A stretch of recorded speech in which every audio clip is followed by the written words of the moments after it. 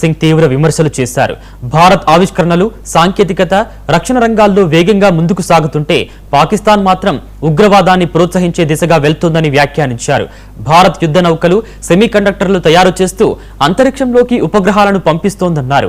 మరోవైపు పాకిస్తాన్ చొరబాటుకు కొత్త మార్గాలు వెతుకుతూ ఉగ్రవాద వ్యవస్థను పెంచుతోందని ఆరోపించారు. దేశ అభివృద్ధి, భద్రతా విషయంలో భారత్ తీసుకుంటున్న చర్యలను ఆయన ఈ సందర్భంగా ప్రస్తావించారు.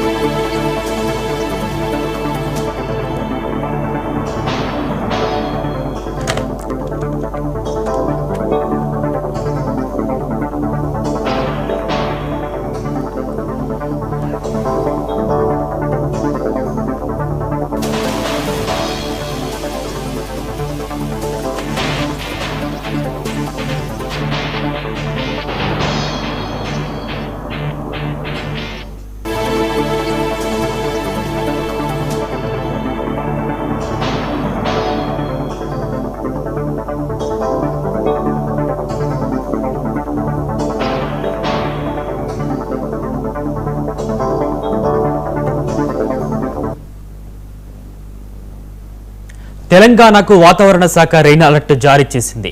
ఉమ్మడి ఆదిలాబాద్ తో పాటు నిజామాబాద్, కామారెడ్డి, మెదక్ జిల్లాల్లో